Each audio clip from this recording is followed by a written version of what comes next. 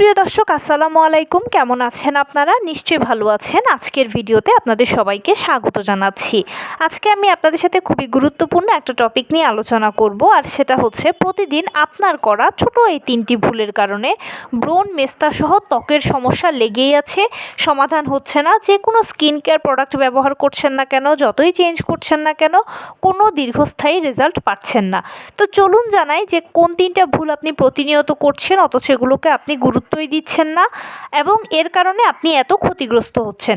প্রথম যে ভুলটা আমরা করে থাকি সেটা হচ্ছে বালিশের কাভারটা ঘন ঘন চেঞ্জ না করা, দীর্ঘস্থায়ী ক্ষেত্রে এটা রেখে দেওয়া। অনেকে আছে যে 15 দিন পর পর বালিশের কাভারটা চেঞ্জ করে, চাদর সহ সব কিছুই চেঞ্জ করে। অনেকে 1 মাসে চাদর সহ কাভার সহ সব কিছু চেঞ্জ করে, কিন্তু এই কাজটা হচ্ছে সবচেয়ে ভুল। আপনি চাদরটা চেঞ্জ করলেন কি করলেন না সেটা কোনো বিষয় নয়, কিন্তু বালিশের কভারটা কমপক্ষে সপ্তাহে একবার আপনাকে চেঞ্জ করতে হবে।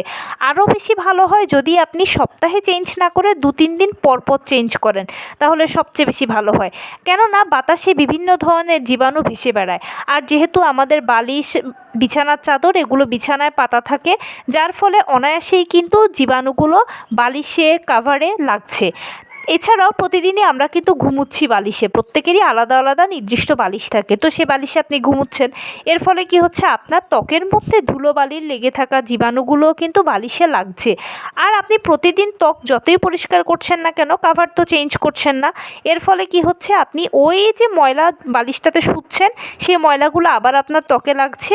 আর আপনার ত্বকে যে ছোট ছোট পোর বা গর্তগুলো রয়েছে, এই গর্তগুলোর মধ্য দিয়ে কিন্তু আপনার শরীরের ভেতরে ঢুকছে বা আপনার ত্বকে ঢুকছে, ঘুরে ফিরে জীবাণু আপনার ত্বকেই ঢুকছে। তাই 2-3 দিন পর পর যদি বালিশের কভারটা চেঞ্জ করতে পারেন তাহলে সবচেয়ে বেশি ভালো হয়। আর যদি সেটা আপনার পক্ষে সম্ভব না হয়, কমপক্ষে 1 সপ্তাহে একবার হলেও চেঞ্জ করবেন। দ্বিতীয় যে ভুল সেটা হচ্ছে আমাদের হাত যতটা ভালো ততটাই খারাপ। হাতের মধ্য দিয়ে কিন্তু জীবাণু সবচেয়ে বেশি আমাদের শরীরে ঢোকে, আর আমরা কিন্তু হাত সবসময় পরিষ্কার করি না। করোনাকালীন সময়ে আমরা অনেকে অনেক বেশি সচেতন ছিলাম, আমরা কিন্তু অনেক বারবার করে হাত পরিষ্কার করতাম।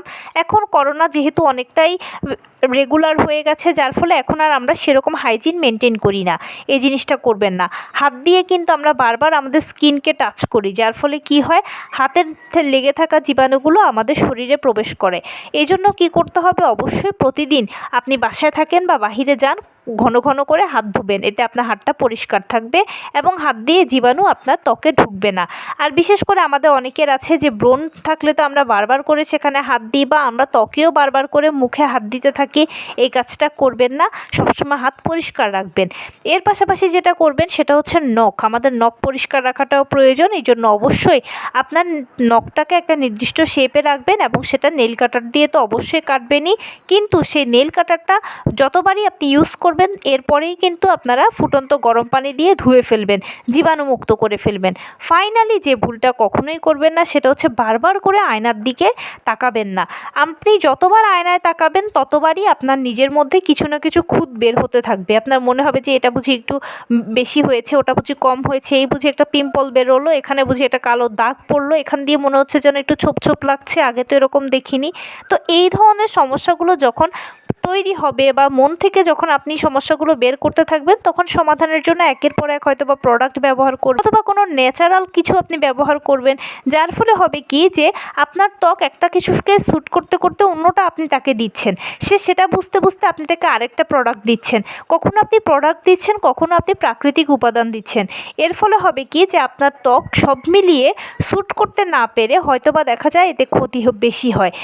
প্রাথমিক অবস্থায় বোঝা না গেলেও দীর্ঘমেয়াদী ক্ষেত্রে কিন্তু ক্ষতিটা বেশি হয়ে থাকে। এজন্য কি করবেন, বারবার করে আপনারা আয়নায় তাকাবেন না। সারাদিনে অন্তত একবার শুধু আয়না দেখার চেষ্টা করবেন, আর দেখবেনই না।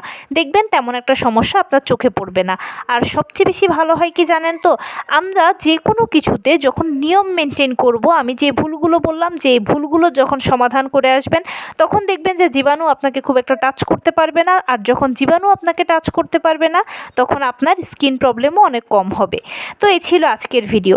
কেমন লাগলো বলুন। যদি ভালো লেগে থাকে ও হেল্পফুল হয়ে থাকে তাহলে প্লিজ লাইক কমেন্ট শেয়ার করতে একদম ভুলবেন না। আর সেই সাথে আমার চ্যানেলটিকে সাবস্ক্রাইব করার বিনীত অনুরোধ রইল। পাশে থাকা বেল আইকনটি ক্লিক করে দেবেন যেন আমি ভিডিও আপলোড করার সাথে সাথে আপনারা নোটিফিকেশান পেয়ে যান। যদি কোনো প্রশ্ন থাকে কমেন্টসে জানাবেন, আমি রিপ্লাই দেব। প্লাস যদি কোনো পরামর্শ থাকে যে কোন বিষয়ের উপরে ভিডিও বানালে আপনারা উপকৃত হবেন সেটাও জানাবেন। আমি আপনাদের পছন্দের সর্বোচ্চ প্রায়োরিটি দেব। ভালো থাকবেন, সুস্থ থাকবেন। আসসালামু আলাইকুম।